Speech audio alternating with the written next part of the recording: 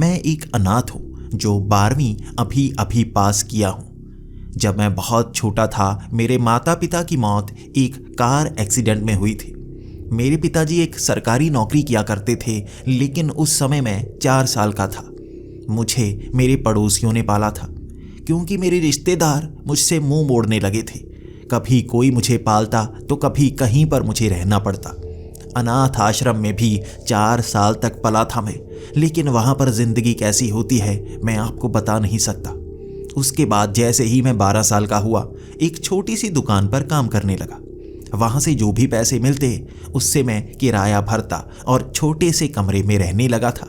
वहाँ के मालिक ने मुझसे बहुत कम किराया लिया था और खाना पीना भी वो मुझे दे दिया करता था।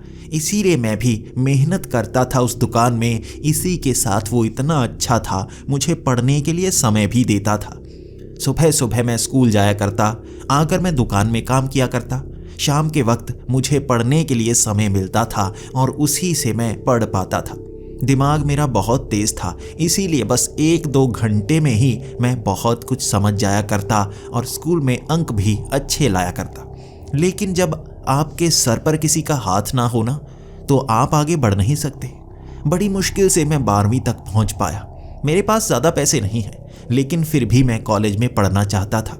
किसी तरह सिफारिश करके कॉलेज में एडमिशन हो गई और गरीब कोटे में मुझे फीस भरने की ज़रूरत भी नहीं पड़ी।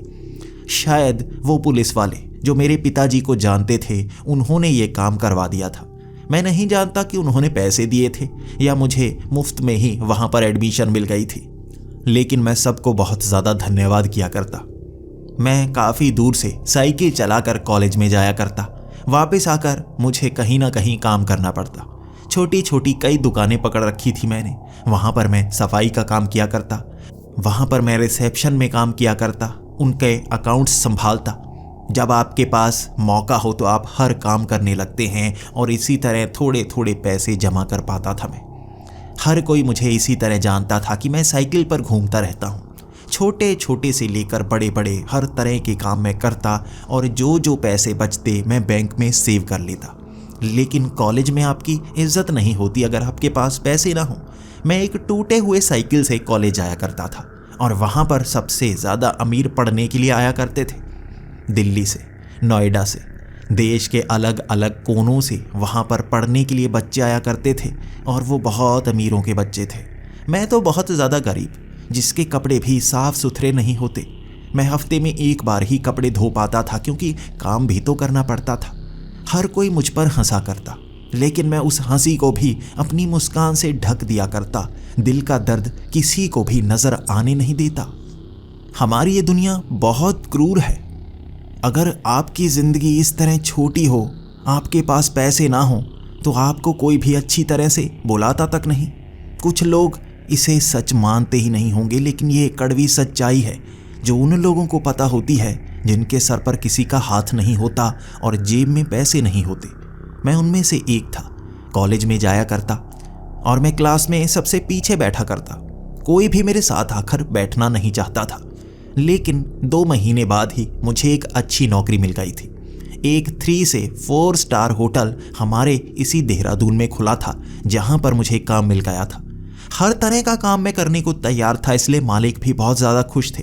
मैं टॉयलेट भी साफ़ किया करता, फर्श भी साफ़ किया करता, कमरे की सफाई भी करता, रिसेप्शन पर भी बैठता, सिक्योरिटी गार्ड का काम भी करता। कोई भी काम मुझे कह दिया जाता मैं कर लेता। इसीलिए मेरी तनख्वाह भी अच्छी हो गई थी। अब मैं किराया भी दे सकता था और नए कपड़े भी ले सकता था। कपड़ों को धुला भी सकता था, क्योंकि वहीं होटल के अंदर लॉन्ड्री थी। वहाँ पर कपड़े धुलाता और अब काफ़ी अच्छे से रहने लगा था मैं। पैसे भी अच्छे जोड़ने लगा था। फिर भी क्लास में मैं पीछे ही बैठा करता। वो बहुत अमीर बच्चे थे, उनसे मुकाबला कर ही नहीं सकता था। आंखें झुकाए बस किताब में गड़ा रहता। टीचर्स के लिए मैं सबसे अच्छा था और पढ़ाई में भी बहुत तेज़। अगर मैं पढ़ता, कहीं ना कहीं कुछ लग जाता। लड़के तो सब मुझसे जला करते थे, क्योंकि मेरे अंक अब अच्छे आने लगे थे। जितने भी टेस्ट होते मैं पूरे पूरे नंबर लेकर आता। एक नंबर भी कम नहीं होता।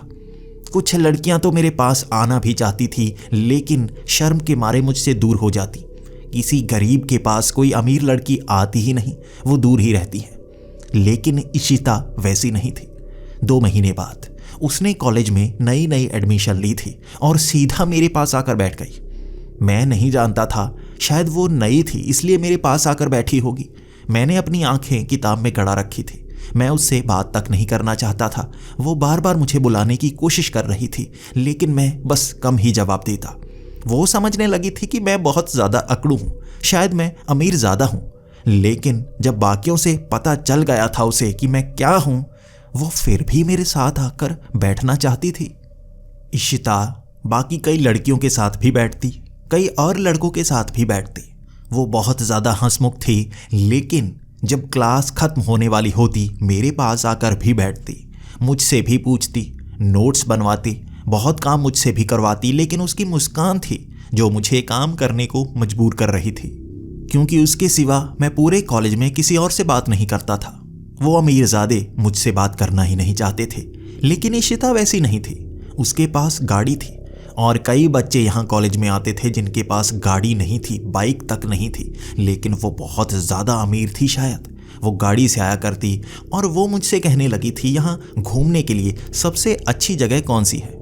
मैं भी उससे कहने लगा था मेरे गांव के पास ही ऊंची सी पहाड़ी है, उस पहाड़ी पर हम जा सकते हैं, वहाँ सबसे अच्छा नज़ारा दिखता है, लेकिन दिन के वक्त ही जा सकते हैं, क्योंकि जैसे ही वहाँ पर अंधेरा होता है कहते हैं भूत प्रेत नज़र आते हैं। वो लोगों को डराते हैं, नुकसान नहीं करते लेकिन डराते बहुत ज़्यादा हैं। मुझे नहीं पता था ये चीज़ उसके कानों में घर कर गई है।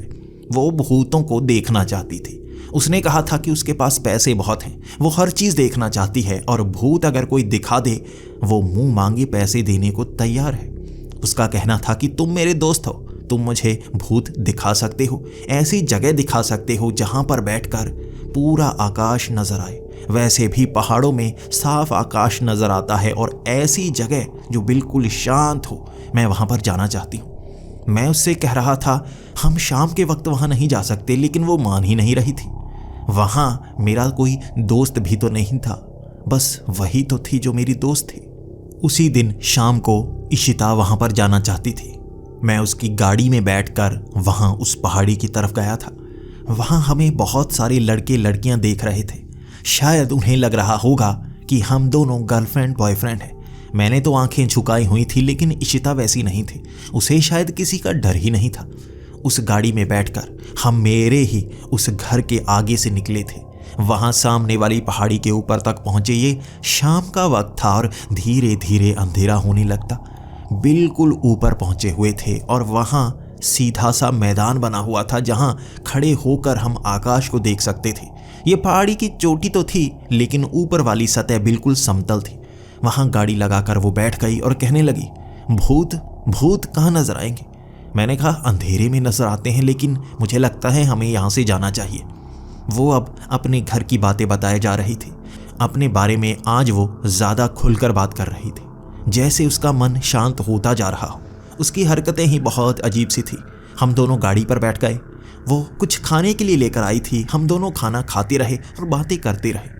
वहाँ उसने घर की बातें, अपने साथ हुई वो घटनाएं, हर चीज़ बताना शुरू कर दिया था।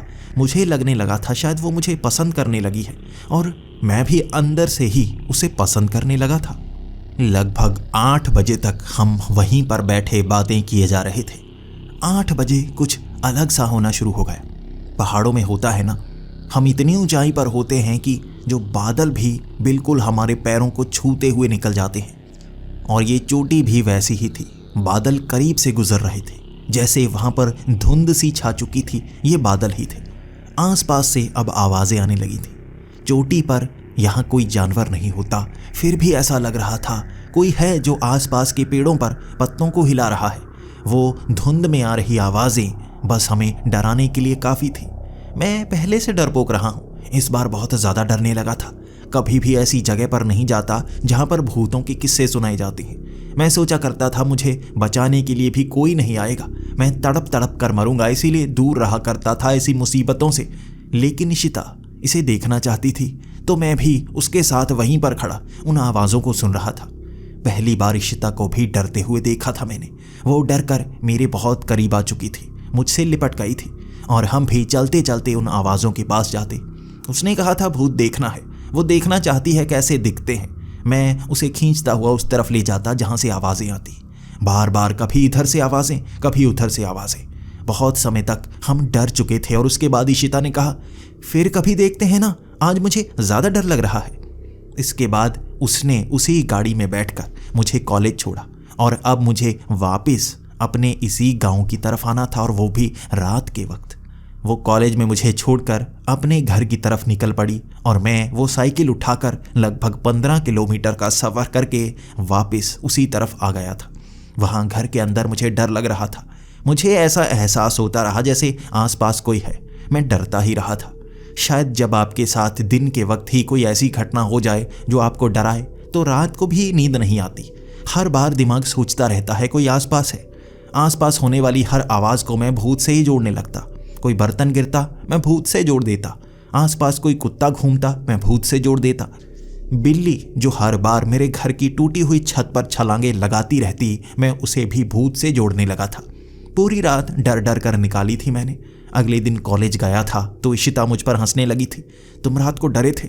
मुझे तो बिल्कुल डर नहीं लगा। मैंने तो अपने कुछ दोस्तों को अपने घर पर बुला लिया था और कहानियां सुनाई कि मैंने भूत देखा, आज फिर से जाएंगे। मैंने कहा नहीं नहीं, मुझे बहुत डर लगता है। मैं पहली घटना को भूल नहीं रहा, तुम दोबारा वहां पर जाना चाहती हो? इशिता मान ही नहीं रही थी।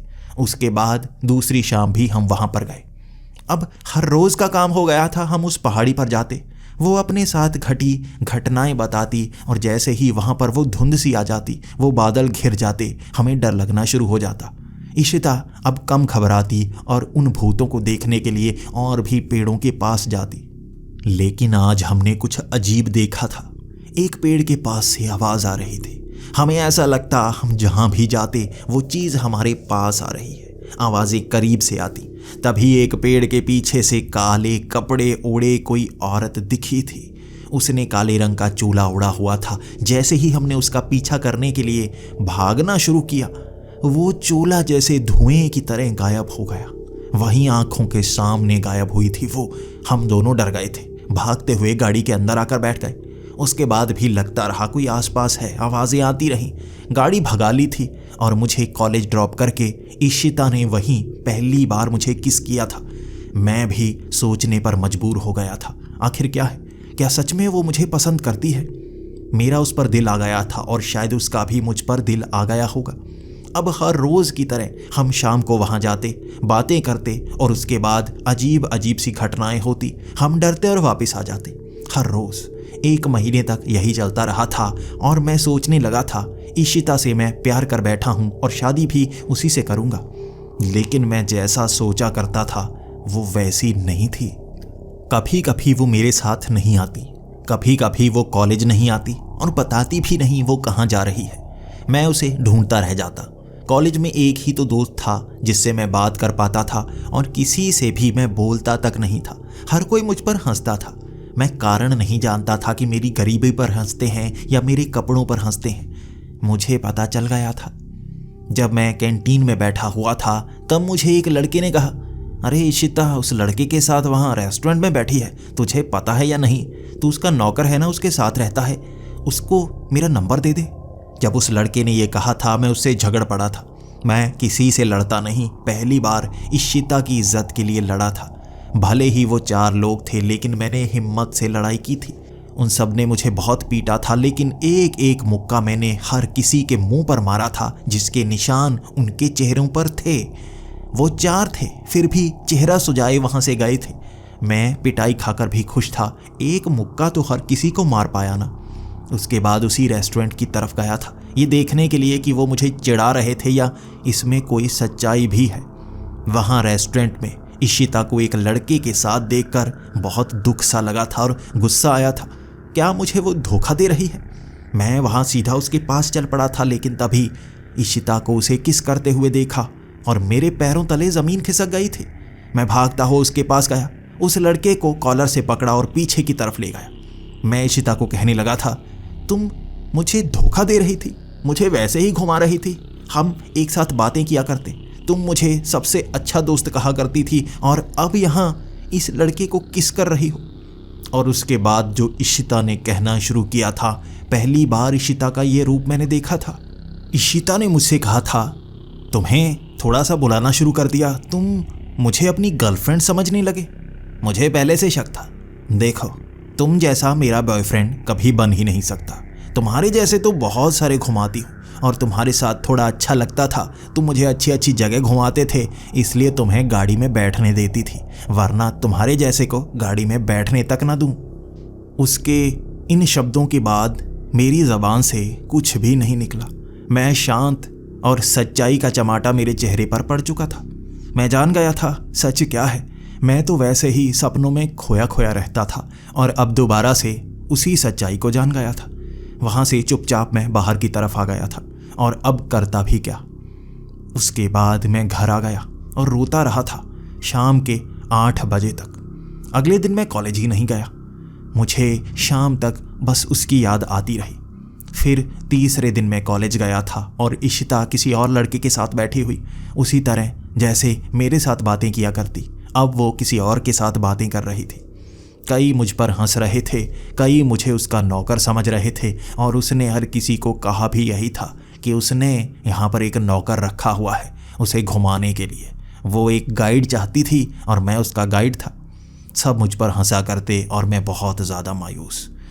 पहली बार कोई लड़की मेरी दोस्त बनी थी, या कहूँ पहली बार कोई मेरा दोस्त बना था। मैंने किसी को कभी दोस्त बनाया ही नहीं था और अब मुझे जैसे धोखा मिल गया था। मैं ना तो अब किसी को दोस्त बनाना चाहता था, ना किसी के पास जाना चाहता था। अब जैसे दुनिया से मोह खत्म हो गया था। लेकिन अब मुझे याद आया करता कि कैसे मैं उस पहाड़ी के ऊपर उससे बातें किया करता।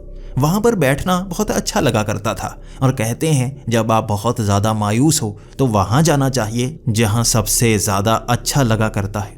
मैं चल पड़ा था उसी पहाड़ी की ओर। साइकिल से उस पहाड़ी के ऊपर चढ़ने में बहुत परेशानी हो रही थी। मैं साइकिल से उतरा, चलते चलते उस पहाड़ी के ऊपर गया। गाड़ी के ज़रिए ऊपर तक पहुंचना बहुत आसान हुआ करता है, लेकिन साइकिल से तो ऊपर जाने में बहुत मेहनत लगती है। फिर भी मैं उस चोटी पर गया था और वहाँ पर बैठा रहा था। धीरे धीरे बादल नीचे की तरफ आने शुरू हो गए। वहाँ अंधेरा होना शुरू हो गया। आज डर नहीं लग रहा था। कोई मन से मायूस हो तो डर लगता ही नहीं। भूत से भी कोई डर नहीं लग रहा था। वो कौन था काले चोले वाला, उसके बारे में भी सोच रहा था। वहाँ साइकिल एक तरफ लगाई मैंने, एक पत्थर के ऊपर बैठ गया और आकाश की तरफ देखने लगा। मैं इशिता की बातें याद किए जा रहा था। आसपास से फिर से आवाज़ें सी होने लगी, जैसे कोई था जो आसपास आवाज़ें कर रहा था, चीज़ें हिला रहा था, डराने की कोशिश कर रहा था, पेड़ों पर उछल उछल कर दूसरे पेड़ों पर जा रहा था। मैं डर ही नहीं रहा था, उस तरफ देख ही नहीं रहा था। आज मरने से भी डर नहीं लग रहा था। बस मैं वहाँ पर बैठा रहा, बस आकाश को देखता रहा और कब वहीं पर मुझे नींद आ गई मुझे नहीं पता। सुबह 6 बजे उठा था मैं, एकदम हक्का बक्का सा। सूरज एक कोने पर चढ़ रहा था, रोशनी बढ़ चुकी थी। मैंने साइकिल उठाई और मैं सीधा घर की तरफ निकल पड़ा। मैं सोच रहा था कल यहीं पर सो गया, ठंड नहीं लगी मुझे। मैंने मोटे कपड़े पहने हुए थे, शायद इसीलिए यहीं पर सो गया। घर पहुंचकर सांस में सांस आई थी। रात को कुछ खाया नहीं था, आज कुछ ना कुछ बनाना होगा, लेकिन सबसे पहले ब्रश करना होगा और मुंह हाथ धोने होंगे। जैसे ही मैं बाथरूम में पहुंचा था, उस आईने के सामने अपना चेहरा देखा था। मेरे चेहरे पर किसी ने पेन से निशान बना रखे थे। ये निशान किसने बनाए होंगे? मैं कहीं गया तो नहीं, मैं बस इस पहाड़ी पर आया था और यहाँ पर कोई निशान बना गया। कौन सा पेन? मैंने देखा ये लाल पेन था। मेरी ही जेब से पेन निकाला गया और मेरे ही चेहरे के ऊपर निशान बना दिए गए। कौन हो सकता है? ये किसी भूत प्रेत का काम हो सकता है, लेकिन भूत प्रेत निशान थोड़े ना बनाएंगे, छोटा सा तंग थोड़े ना करेंगे, वो तो मारने की कोशिश करते हैं ना। ये किसने मजाक किया? कौन होता है उस पहाड़ी पर? अब जैसे नया रहस्य सुलझाने के लिए मुझे उस पहाड़ी पर दोबारा जाना था। उस पूरा दिन मैं सोचता रहा था करूं तो क्या करूं। कॉलेज में गया था, पीछे बैठा रहा था, इशिता की तरफ देखा तक नहीं था मैंने और वहां बैठे बैठे सोचे जा रहा था जिंदगी मेरी आगे क्या होने वाली है, ये सोच रहा था। उसके बाद शाम के वक्त मैं काम के लिए चला गया। उसी होटल में बहुत ज़्यादा काम किया और 8 बजे अंधेरा हो गया था। घर की तरफ आ रहा था, लेकिन साइकिल मैंने ऊपर पहाड़ी पर चढ़ा ली। ऊपर तक पहुंचा और उसी पत्थर पर बैठ गया। पेन दोबारा मैंने अपनी जेब में डाल लिया था। मैं सोच रहा था कौन है जो मेरे चेहरे पर निशान तक बना गया और मेरी नींद भी नहीं खुली। कौन हो सकता है ये? मैंने एक लिफाफे में रोटियां रखी हुई थी। मैंने सोचा था कि भूख लगेगी तो मैं खाना खा लूँगा, लेकिन पेन की तरफ ज़्यादा ध्यान रहेगा। लगभग 2 घंटों तक 10:30 बजे तक आसपास से आवाज़ें आती रही थी। कोई आसपास ही था, कोई महक सी थी जो आज मुझे सूंघने को मिली थी। लगा जैसे कोई करीब है लेकिन नज़र नहीं आ रहा। पेन की तरफ ध्यान बार बार चला जाता, मेरा पेन की तरफ ध्यान। मैं देखना चाहता था कौन पेन निकाल रहा है, कौन चेहरे पर निशान बना रहा है, लेकिन पेन मेरा हिला ही नहीं। वहाँ 10 बजे तक जैसे ही भूख लगी, मैं रोटी खाने के लिए लिफाफे को खोल रहा था। कोई उसमें रोटी खा चुका था, खाली लिफाफा, और उसमें फल रखे हुए थे, 2 सेब 2 केले। कौन है ये जो मेरा खाना खा गया और मेरे लिए ये फल रख कर चला गया? मैंने देखा पेन भी अब मेरी जेब में नहीं था। जैसे ही मैं रोटी की तरफ देखने लगा था, किसी ने पेन निकाल लिया। मैंने एक हाथ अपनी गाल पर रख लिया और उसके बाद इधर उधर देखने लगा। अब निशान तो बनाने नहीं दूंगा। कौन हो सकता है? ये भूत है या कोई इंसान है? मैं देखता रहा था लेकिन कोई भी नहीं। मैंने सोचा भूख लगी है, चलो फल ही खा लेता हूँ। कौन हो सकता है जिसने मेरी रोटियां खा ली फिर भी इंसानियत दिखाते हुए फल रख दिए? मैंने वो सेब खाए, वो केले खाए, उसके बाद मेरा पेट भर चुका था। अपने आप पेन मेरी जेब में, एक हाथ मेरा गाल पर था, कोई छू कर नहीं गया। अब मैं सीधा घर की तरफ निकल पड़ा। चेहरे पर मुस्कान थी, जैसे यहाँ पर किसी ने आज मुझे परेशान किया और मेरी हंसी निकल गई। घर पहुँचा, जैसे ही मुंह धोने के लिए मैं पानी मुंह पर मारने वाला था, उस कांच के आईने में चेहरे पर बने हुए वो निशान दिखे। किसी ने पेन निकाला, चेहरे पर निशान तक बना दिए। उस गाल पर भी निशान बना दिए थे जिस पर मैंने हाथ रखा हुआ था। कोई जिंदा इंसान ये काम नहीं कर सकता। ये तो वो भूत ही है जो वहाँ पर रहता है, मुझे परेशान कर रहा है। मुझे वहाँ पर जाना बहुत अच्छा लगता है और वो शायद मुझे वहाँ पर बैठने नहीं देना चाहता। डरूंगा नहीं। जिंदगी की जो यादें उस जगह से जुड़ी हुई हैं, मैं उसे कभी भूलने देना नहीं चाहता। भले ही वो इशिता को मैं भूल चुका हूँ, लेकिन उस जगह को कभी नहीं भूलूंगा। जिंदगी में बसा कर रखूंगा। सबसे अच्छे दिनों में से वो दिन थे मेरे। ये अगला दिन था। फिर से मैं कॉलेज गया। उससे आकर मैं होटल गया, वहाँ काम किया और 8 बजे मैं साइकिल से उसी पहाड़ी की तरफ निकल पड़ा था। मैं देखना चाहता था वहाँ पर क्या है। आज वहाँ कुछ रोटियाँ लेकर गया था, इसी के साथ और भी बहुत सारी चीज़ें थी। मैं देखना चाहता था कहाँ से कौन वो चीज़ें उठाता है। क्या वो मुझे परेशान कर रहा है या वैसे ही मस्ती करने की आदत है उसकी। वहाँ मैं वो खाना उसके सामने ही खाने लगा था। वो आवाज़ें आसपास से आती रही थी, मैं इग्नोर करता रहा था। उसके बाद मैं खाना खाकर सोने की एक्टिंग करने लगा। मैं पूरा ध्यान गाल पर रखे हुए था। निशान तो वो बनाएगा ही, मैं देखूंगा कौन है। मैं सोने की एक्टिंग करने लगा, खर्राटे मारने लगा और मेरी जेब थोड़ी सी हिली। मुझे लगा किसी ने पेन निकाल लिया है, अब वो निशान बनाने शुरू कर देगा। जैसे ही मैं थोड़ी और देर इंतज़ार करता रहा, गाल पर थोड़ी थोड़ी गुदगुदी हुई। इतनी थोड़ी गुदगुदी हो रही थी जैसे हवा गाल को छू कर जा रही हो। मैंने सोच लिया था ये वो है जो निशान बना रहा है। हाथ बहुत नज़दीक है, वो गर्मी मैं महसूस कर सकता था। पूरा ध्यान मेरा उसी तरफ था। अचानक मैंने हाथ आगे बढ़ाया और उसे पकड़ने के लिए जैसे ही मैंने हाथ को घोंट लिया था, किसी की कलाई मेरे हाथ में थी। मैंने आंखें खोल ली। काला चोला पहने कोई था जो मेरी गाल पर निशान बना रहा था। मैंने वो कलाई पकड़ रखी थी और इतना तो जान गया था ये कलाई किसी लड़की की है। पतली सी कलाई थी। मैंने उसे खींचा, वो चोला उसके चेहरे से हटाने की कोशिश की। ये कोई लड़की थी, गांव की लड़की लग रही थी। उसने अंदर और कपड़े पहन रखे थे और बाहर काले रंग का चोला। वो लड़की थी बहुत ही खूबसूरत और हंस रही थी। उसने अपनी कलाई मेरे हाथ से छुड़ा ली और मैं उसको बोलने लगा था, मुझे बेवजह परेशान क्यों करती हो? यहाँ पहाड़ी पर आती हो और भूत बनकर लोगों को डराती हो। वो भी हंसती हंसती कहने लगी थी, अच्छा तो 3-4 दिनों से तुम मुझे भूत समझने लगे थे? मैंने कहा, हाँ मैं तो समझ ही रहा था। वहाँ पहले भी तो ये काला चोला पहने तुम पेड़ के पीछे कैसे गायब सी हो गई थी? मुझे लगता है कोई चालाकी दिखाई थी। वो मुस्कुराती मुस्कुराती मेरे सवालों का जवाब देती गई। मैं भी उससे बातें करता रहा। अब हंसी मजाक में बात हो रही थी।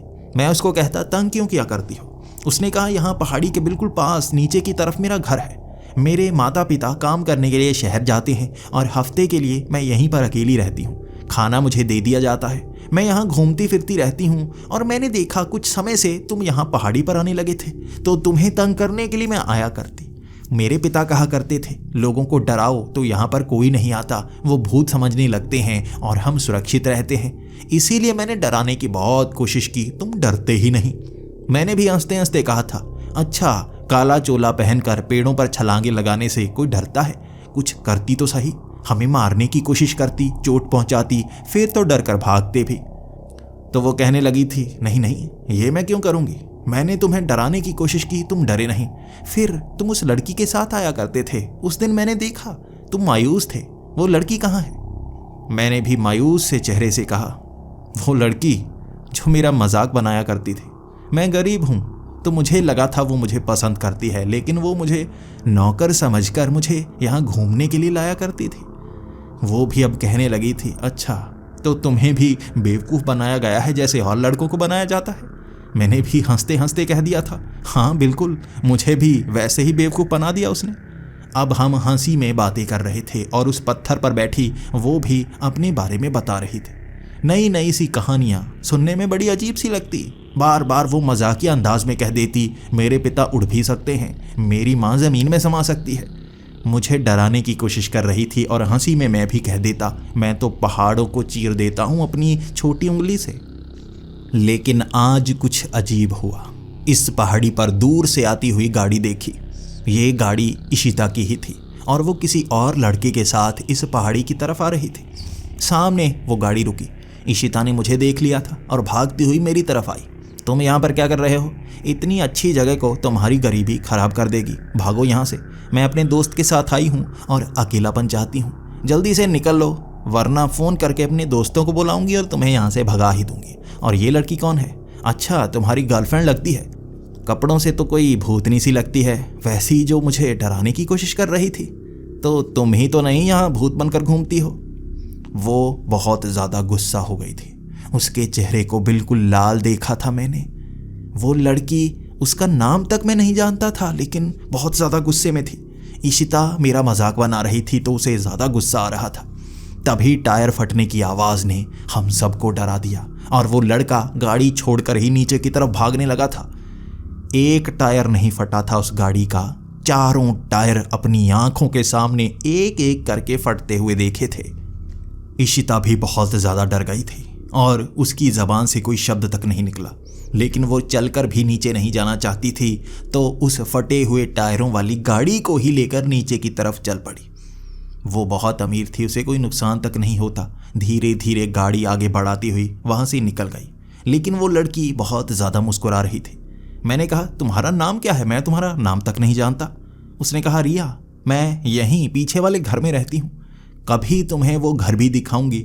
अगर सच में तुम्हें ये जगह अच्छी लगती है तो तुम यहाँ पर आ सकते हो, मैं तुम्हें डराऊंगी नहीं, तुम तो मेरे बारे में सब कुछ जानते हो ना। अब मेरी आदत बन गई थी, इस जगह पर बातें करने का शौक मुझे पहले से था।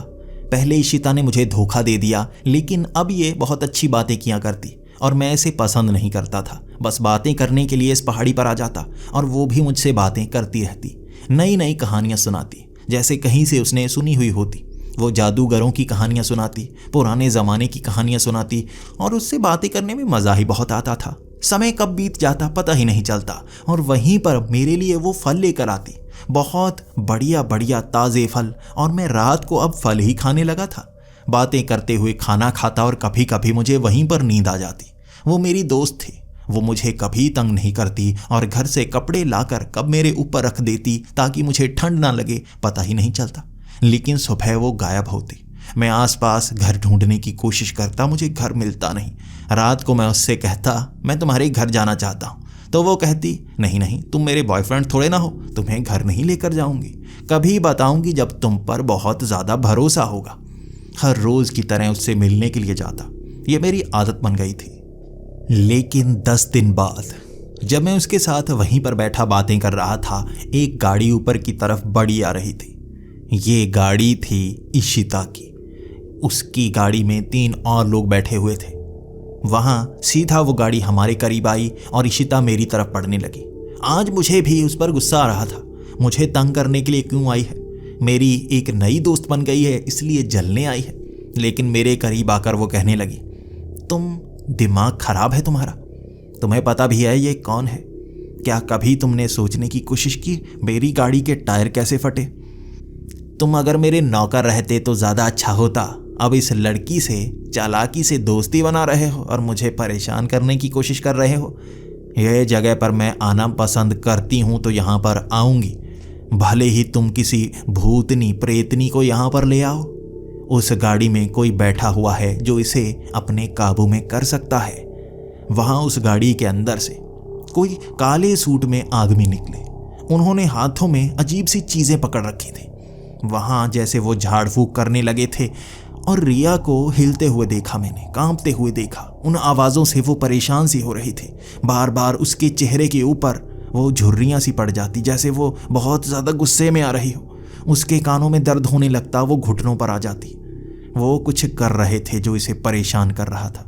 मैं उसे परेशान देख नहीं सकता था। पहली चमाट तो सीधी इशिता के गाल पर पड़ी, जिसकी आवाज़ उनके वो मंत्रों से भी ज़्यादा तेज़ थी। उन पहाड़ों में गूंज रही वो आवाज़ बहुत तेज़ थी। वो एकदम चुप कर गए। अब रिया भी उठकर खड़ी हो गई थी। वहाँ वो मंत्र बोलने की कोशिश दोबारा करते, उससे पहले एक एक मुक्का उनके मुंह पर पड़ चुका था और उनके सूजे हुए होंठ अब उन मंत्रों को बोल नहीं पा रहे थे। तब इशिता कहने लगी, तुम पागल हो? मैं तुम्हें बचाने की कोशिश कर रही हूँ, तुम मुझे मारने की कोशिश कर रहे हो। मैंने कहा, मुझे बचाने की कोई ज़रूरत नहीं, मैं तुम्हारा कोई नौकर नहीं हूँ, मेरी अपनी ज़िंदगी है, भागो यहाँ से। इशिता बड़े गुस्से में उन सब के साथ गाड़ी लेकर वहाँ से जा रही थी और जाते जाते उसने कहा था, अगर सच्चाई तुम्हें पता चली तो मेरे पास मत आना, शायद बहुत देर हो चुकी हो। उससे पहले इसे किसी आईने में देख लेना, तुम भी सच जान जाओगे। बस यही बोलते हुए वो गाड़ी लेकर वहाँ से निकल गई थी। मुझे नहीं पता आईने में से देखने को क्यों कह रही है। क्या है जो आईने में दिखेगा? अब सामने रिया भी मायूस सी खड़ी थी, नज़रों से नज़रें मिला नहीं रही थी, जैसे मुझसे कुछ छिपा रही हो। मैंने कहा, वो किस बारे में बात कर रही थी? क्या है जो आईने में दिखेगा? तुम्हारी कोई सच्चाई पता चलेगी, लेकिन आईने में क्यों? सामने से बताओ। वो घबराती घबराती कुछ बोल नहीं पा रही थी, जैसे शब्द उसके मुंह पर आते लेकिन वो रोक देती। जेब में छोटा सा आईना था जो मेरे पर्स के साथ जुड़ा हुआ था। मैंने अपना वॉलेट निकाला, वहाँ आईने में अपना चेहरा देखा और फिर वो लाइट मारकर मैं जैसे ही रिया का चेहरा उस आईने में देखने लगा, मैं समझ गया था। वहाँ पर वो धुंधली सी धुएं के समान दिखी। यहाँ उसने चोला उतार रखा था, लेकिन आईने में चोला दिख रहा था।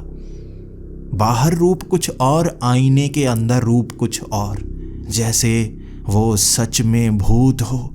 मेरी टांगें कांप गई थी, मेरे हाथ से वो पर्स गिर गया था और मैं पीछे हटने लगा था। रिया भी मुस्कुराते हुए बोली थी, डरने की ज़रूरत नहीं है, मैं पहले से जानती थी जब तुम्हें सच्चाई पता चलेगी मुझसे दूर जाने लगोगे। वो जैसे ही कुछ बोलती मैं एक कदम पीछे हटा लेता। मैं जैसे ही कदम हटाता उसके चेहरे पर मायूसी सी आ जाती। उसे लगने लगा था मैं उससे दूर जा रहा हूँ। मुझे मनाने के लिए कहने लगती, देखो मेरा भरोसा करो, मैं कोई भूत प्रेत नहीं हूँ, मेरा यकीन तो करो, मुझसे दूर मत जाओ। मैं जानती हूँ यहाँ से एक बार तुम चले गए वापस कभी नहीं आओगे। भरोसा करो, तुम्हें नुकसान नहीं पहुँचाऊँगी, पहुँचाना होता तो कब की पहुँचा चुकी होती। मैंने बड़ी मुश्किल से अपने कदम वहाँ पर थामे थे। मैं ऐसी चीज़ों से बहुत ज़्यादा डरा करता था, एक डरपोक लड़का था, लेकिन आज मैं रुक चुका था। जानता था वो साधारण इंसान नहीं है, फिर भी उसके सामने खड़ा था मैं। उसने कहा, तुम्हें सच्चाई बताती हूँ, यहाँ से जाना मत। मैं कोई भूत प्रेत नहीं हूँ, मैं डायन हूँ। डायन भी इंसानों की तरह होती हैं, लेकिन उनमें शक्तियाँ होती हैं। मुझ में भी ये शक्ति है और मैं श्राप से ग्रस्त हूँ। वो जो घर है वहीं उसके आसपास रहती हूँ मैं उस घर के अंदर से आती हूँ, किसी और दुनिया से आती हूँ। रात के वक्त ही यहाँ पर आ सकती हूँ, इसीलिए तुम्हें कभी दिन के वक्त नहीं दिखी। मैं सबको डराया करती थी, लेकिन तुम कभी डरे ही नहीं। धीरे धीरे कब तुमसे दोस्ती हो गई पता ही नहीं चला। लेकिन अब मैं अपने दोस्त को खोना नहीं चाहती। इस दुनिया में तुम ही हो जो मेरे अकेले दोस्त हो, उसके सिवा मेरा कोई और दोस्त नहीं है। मैंने भी कहा, तुम ही तो हो मेरी दोस्त। तुम्हारे सिवा मेरा भी कोई दोस्त नहीं है, लेकिन मैं समझ नहीं पा रहा, क्या तुमसे दोस्ती सही होगी?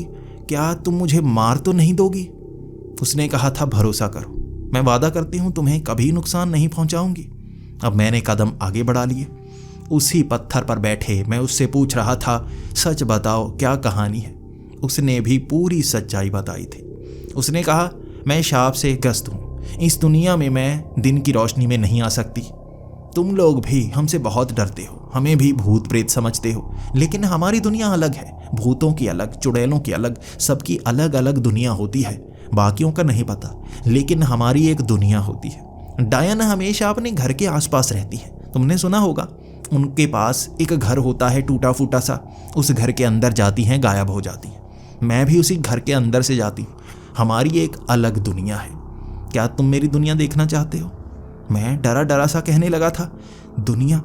क्या मतलब तुम मुझे कहीं और लेकर जाओगी, लेकिन वहाँ मुझे फंसा तो नहीं दोगी? उसने कहा था, नहीं, मैं तुम्हें अपनी दुनिया ज़रूर दिखाऊंगी, लेकिन तुम्हें कोई नुकसान नहीं होने दूंगी। मेरा यकीन करो। तुम मेरे घर आना चाहते थे ना? चलो मैं तुम्हें घर दिखाती हूँ। मेरे घर में अगर तुम एक रात रुके तो जो सूरज चढ़ेगा वो दूसरी दुनिया का चढ़ेगा, और उस घर से बाहर आते ही तुम दूसरी दुनिया में होगे। लेकिन कुछ नियम है, वहाँ किसी से बात मत करना। ये डायनों और जादूगरों की दुनिया है। वहाँ डायनें जादूगरों से शादियाँ करती हैं और कोई इंसान उस दुनिया में नहीं आता। जिस तरह से तुम इंसान, हम डायनों, हम जादूगरों को वहाँ से भगा देते हो, उसी तरह हम भी तुम्हें वहाँ पर आने नहीं देते। उस घर में एक दरवाज़ा है जो दूसरी दुनिया में जाने का होता है, लेकिन जिसका घर है उसकी इजाज़त के बिना तुम उस दुनिया में नहीं जा सकते। उसी तरह बिना इजाज़त तुम उस दुनिया से यहाँ भी नहीं आ सकते। मैं वहाँ लेकर जाऊँगी, वापस तुम्हें यहाँ लेकर आऊँगी। क्या तुम जाना चाहोगे? मैं उस पर यकीन करने लगा था। एक ही तो दोस्त थी, भले ही वो डायन ही क्यों ना हो। मैंने हामी भर दी। ये रात के 9 बजे का समय था। मैं उसके घर की तरफ बढ़ चला। उस पहाड़ी से एक तरफ नीचे जाने का रास्ता था। ये पगडंडी सी थी। जैसे ही हम नीचे पहुंचे, टूटा फूटा लकड़ी का घर। उसने कहा, इसमें पलंग लगा हुआ है, यहीं पर सोना होगा, कल का सूरज दूसरी दुनिया का उगेगा। मैं उस पर भरोसा करके उसी घर के अंदर चला गया। घर अंदर से बहुत साफ सुथरा था। कई पलंग लगे हुए थे। ये छोटे छोटे अजीब तरह के पलंग थे। बहुत सारा सामान पड़ा था और एक पलंग पर वो लेट गई, एक पलंग पर मैं लेट गया। वहाँ कब मुझे नींद आ गई पता ही नहीं चला। 5 मिनट बीते थे जैसे पूरी रात गुजर गई। बाहर रोशनी निकल आई थी। वो मेरे सामने खड़ी थी और मैं एकदम से घबरा सा गया। उसने कहा, चलो मेरी दुनिया देखने का समय आ गया है, ये अगला दिन हो चुका है। जैसे ही घर के बाहर गए मुझे कुछ अलग नहीं लगा। सामने सूरज निकला हुआ था, वैसे ही पेड़। मैंने कहा, दूसरी दुनिया? मैंने सोचा था यहाँ उड़ते हुए जादूगर होंगे, डायनें बड़े से झाड़ू पर उड़ रही होंगी, लेकिन यहाँ तो कुछ नज़र नहीं आ रहा। उसने भी हंसते हंसते कहा था, देखो यहाँ पर क्या दिखता है। हम उस पहाड़ी के ऊपर गए। ऊपर मेरी साइकिल पड़ी थी। मैं उस साइकिल को उठाने की कोशिश कर रहा था, लेकिन साइकिल जैसे ज़मीन से चिपक चुकी थी, उसे चलाया ही नहीं जा सकता था। उसने कहा, ये साइकिल तुम चला नहीं पाओगे। इस दुनिया में तुम्हारी दुनिया की चीज़ें तो नज़र आती हैं, लेकिन इस्तेमाल नहीं की जा सकती।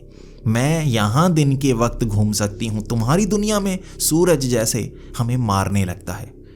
उसके बाद उस पहाड़ी से नीचे उतरे थे, शहर की तरफ चलते हुए आए थे। काफ़ी लंबा सफ़र था, लेकिन शहर पहुँचते ही मैं हैरान। ये मेरा शहर था ही नहीं, देहरादून ऐसा नहीं है। अजीब अजीब लंबे लंबे से झोंपड़े, पीले पीले रंग के घर, हरे रंग की झोंपड़ियाँ जो ज़मीन के अंदर आधी गड़ी हुई थी, और अंडरग्राउंड घर बने हुए थे। यहाँ पेड़ों के ऊपर बड़ी बड़ी सी झोंपड़ियाँ लटक रही थीं। पंछियों के घरों जैसे लोगों के घर थे, जिसके अंदर सीढ़ियाँ बाहर की तरफ निकाल कर लोग इस तरह भीड़ बनाकर घूम रहे थे। हालात ही अलग थे। ये देहरादून है? कैसा है ये लोग साधारण लग रहे थे, लेकिन शहर साधारण नहीं लग रहा था। अजीब अजीब सी बिल्डिंग्स, और लोगों के हाथ में भी अजीब अजीब चीज़ें, अजीब से कपड़े, चोले पहन रखे थे हर किसी ने। वहाँ मैं बाजार की तरफ बढ़ चला था। फल सब्जियाँ जैसे बाजार लगा हुआ था। लोगों के पास भी जैसे कुछ चीज़ें थी जिसके सहारे वो थोड़ा थोड़ा उड़ सकते थे। उनके जूते जैसे जूते अपने आप हवा छोड़ते वो थोड़ा ऊपर की तरफ उठते। सड़कों का इस्तेमाल नहीं कर रहे थे बल्कि उड़कर उनके ऊपर से निकल रहे थे। मर्द ऐसा कर रहे थे जबकि औरतें ज़मीन में समाती हुई देखी। ज़मीन में एक तरफ समा जाती, दूसरी तरफ से निकल पड़ती। कुछ के अंदर से शक्तियाँ निकलती जैसे वो पौधा सा बन जाती। जगह जगह पर हिलते हुए पौधे देखे जो औरतें थी। मुझे रिया बताती जा रही थी, किसी से बात मत करना, तुम्हें ये शहर घुमाऊंगी, उसके बाद हम वापस चल पड़ेंगे। यहाँ काफ़ी खतरा है। अगर किसी को तुम्हारी पहचान पता नहीं चली तो कोई खतरा नहीं है, बस चलते हुए आगे बढ़ चलना। वो मुझे दिखाती जा रही थी और मैं हैरान होता जा रहा था। कई डायनों के पास अजीब सी शक्तियाँ होती हैं, कुछ डायने बिल्कुल साधारण सी लगती हैं। वो डायने थीं बहुत खूबसूरत। वहाँ जितनी भी लड़कियाँ थीं, औरतें थीं, हर कोई बूढ़ा या जवान, वो बहुत ज़्यादा खूबसूरत थी। और जितने भी मर्द थे वहाँ पर उन्होंने सूट पहन रखे थे, लेकिन वो अपने आप उड़ते हुए वहाँ से निकल रहे थे। हर कोई जैसे बिल्कुल फिट सा लग रहा था। मैं ही थोड़ा सा तोंद निकाले हुए आगे बढ़ रहा था। बाजार में घूमे, उसने वहाँ की बड़ी बड़ी बिल्डिंग्स दिखाई जो लकड़ी की बनी हुई थी। बार बार उनके आकार छोटे हो जाते, कभी वो 3 मंजिला बन जाती, कभी 8 मंजिला बन जाती। अपने आप ये सब हो रहा था। हर चीज़ हिल रही थी, वो घर हों या पौधे हों। मुझे ऐसा लगने लगा था कहीं और ही आ गया हूँ। इसके बाद मुझे रिया ने कहा था, यहाँ घूमते हैं पूरा दिन, मैं तुम्हें भी अपनी जगह दिखाऊं ताकि तुम्हें मुझ पर भरोसा हो पाए। अब बाद में शाम होगी तो मेरे घर की तरफ चलेंगे, रात गुजारना और दिन के वक्त तुम अपनी दुनिया में। यहाँ पर गड़बड़ क्या हो सकती थी? दोपहर तक कुछ भी नहीं हुआ, हम घूमते रहे, किसी को मुझ पर शक नहीं हुआ। दोपहर को एक गड़बड़ हो ही गई जिसके बारे में रिया तक को नहीं पता था। वहाँ एक जादूगर था जो रिया को पसंद किया करता था। उसी से बचकर रिया वहाँ से गई थी और बहुत समय उसी पहाड़ी पर रहना शुरू हो गई थी। लेकिन उसे देखकर वो जादूगर भागता हुआ करीब आया। रिया ने मेरा हाथ पकड़ रखा था क्योंकि वो मुझे खुद से दूर जाने नहीं देना चाहती थी। मैं यहाँ पर खो भी तो सकता था, भीड़ बहुत ज़्यादा थी। मेरा हाथ पकड़े हुए देख उस जादूगर को बहुत ज़्यादा गुस्सा आ गया और उसने अपने हाथ से आग का एक गोला मेरी तरफ फेंका था। वहाँ भीड़ जैसे हमें लड़ता हुआ देखने लगी थी। वो आग का गोला तो रिया ने रोक लिया था, लेकिन रिया अब समझ गई थी झगड़ा होने वाला है। उससे रिया झगड़ती रही, बातें करती रही और वो मुझे मारने की कोशिश कर रहा था। मैं डरपोकों की तरह रिया के पीछे छिप रहा था। इन जादूगरों का मुकाबला मैं थोड़े ना कर सकता था, रिया कर रही थी उसका मुकाबला। रिया भयानक रूप में आ गई थी, बड़े बड़े नाखून। वो ज़मीन में समाती और उसे मारने की कोशिश करती। मैं पीछे छिप जाता। हर किसी का ध्यान मुझ पर था कि मैं डरा हुआ क्यों हूँ। जादूगर डरपोक नहीं होते।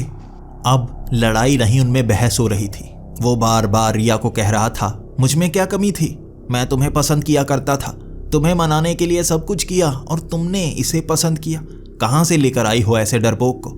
रिया कहने लगी थी, मेरी पसंद, मैं इसी के साथ रहना चाहती हूँ, तुम मुझसे दूर चले जाओ। वो झगड़ रहा था, लेकिन उस जादूगर को अब मुझ पर शक होने लगा था कि मैं डरपोक क्यों हूँ, चुप क्यों हूँ, जवाब क्यों नहीं दे रहा। रिया भी जानती थी गड़बड़ तो हो चुकी है। इन सब को पता नहीं लगना चाहिए था। मैं यहाँ पर इंसान हूँ, ये पता चलते ही शायद मुझसे कुछ ना कुछ करवाएंगे, मेरा कुछ बुरा होगा। वहाँ उस जादूगर ने कहा था, पीछे डर रहे हो, उस पहाड़ी से आए हो, तुम इंसान हो। वहाँ हर कोई अपने मुंह से यही शब्द बोल रहा था, इंसान यहाँ आए, इंसान यहाँ आए। इंसान कैसे आ गया? किसने मदद की? अब रिया पर सब भड़क रहे थे, तुम इंसान को यहाँ पर क्यों लेकर आई हो? इजाज़त क्यों दी घर के इस्तेमाल करने की? अब रिया को पकड़ने की कोशिश कर रहे थे। मेरा हाथ पकड़े रिया वापस उसी पहाड़ी की तरफ भागने में लगी थी। वो अपने घर के अंदर मुझे ले जाना चाहती थी, लेकिन रात गुजारनी होती तभी मैं अपनी दुनिया में आता। उसी पहाड़ी की तरफ वो भीड़ बढ़ चली थी। वो जादूगर जो मेरा दुश्मन बना हुआ था शायद मुझे मार डालता। हम उस पहाड़ी के पास पहुंच चुके थे, थोड़ा हाँफ रहे थे। रिया भी मेरे साथ भाग रही थी। वो ज़मीन में समाकर आगे पहुंच सकती थी, लेकिन मैं अकेला छूट जाता, इसलिए वो मेरे साथ रही। उसने मेरी पूरी मदद की, मेरे सामने खड़ी हो गई। वो मुझे पकड़ना चाहते थे, लेकिन रिया कह रही थी, नहीं, मैं इसके साथ रहना चाहती हूँ, ये मेरा दोस्त है, मैं किसी और के साथ नहीं रहना चाहती। किसी पर भरोसा नहीं किया जा सकता, लेकिन ये भरोसेमंद है, ये मुझे पसंद करता है। घबरा कर मैं सोचने लगा था, क्या सच में मैं उसे पसंद करता हूँ? मेरे दिल की आवाज़ थी, सच में मैं उसे पसंद तो करता हूँ, ये बात सच है। और आज मुझे पता चला था वो भी मुझे पसंद करती है, लेकिन वो भीड़ हमें अलग करना चाहती थी। एक डायन और इंसान का संगम नहीं हो सकता, इसलिए वो समझाने में लगे थे, मुझे यहाँ से भगाने में लगे थे। वहाँ रिया उनसे झगड़ रही थी, लड़ रही थी। वो समझा रहे थे एक डायन उस दुनिया में नहीं बच सकती और एक इंसान इस दुनिया में नहीं बच सकता। हम दोनों एक साथ कभी नहीं रह सकते। अब रिया मुझे मेरी दुनिया तक नहीं छोड़ सकती थी। वो भीड़ मुझे रात उस घर के अंदर गुजारने ही नहीं देती। उन्होंने मुझे पकड़ना शुरू कर दिया और रिया उनसे लड़ने लगी। एक डायन कई और डायनों का मुकाबला नहीं कर सकती। जादूगर भी उनके साथ थे। मुझे पकड़कर एक तरफ बांध दिया गया था और रिया को खींचकर वहां से ले जाया जा रहा था। मैं बेहोशी की हालत में घिरता जा रहा था और रिया कह रही थी, इंतज़ार करना, मेरा इंतज़ार करना। बस यही आवाज़ थी उसकी, और उसे खींचते हुए ले जा रहे थे और मेरी आंखों के सामने अंधेरा सा आ गया। मेरी नींद खुली उस घर के अंदर। मैं भागता हुआ बाहर गया। दिन हो चुका था, ये अगला दिन था। मैं वापस देहरादून की तरफ भागा। मैं रिया को बचाने की कोशिश करूंगा, कहाँ लेकर गए हैं उसे ढूंढूंगा। मैं इस दुनिया में भी रहने को तैयार हूँ, लेकिन नहीं, मैं अपनी दुनिया में था। शहर, लोग, मुझे देखकर हर कोई ये सोच रहा था मैं हाँफ क्यों रहा हूँ, किसे ढूंढ रहा हूँ। लेकिन मैं रिया से मिल नहीं पाया। अगली रात मैं उसी झोंपड़े में रहा था। सुबह उठा फिर से अपनी दुनिया में। मैं जानता था जिसका घर है उसकी इजाज़त के बिना मैं उस दुनिया में नहीं जा सकता, और मैं किसी और डायन को कभी ढूंढ ही नहीं पाया। मैं ढूंढता रहा जादूगरों को, डायनों को, रिसर्च करता रहा। दिन के वक्त काम करता, कॉलेज जाता और ढूंढता रहता।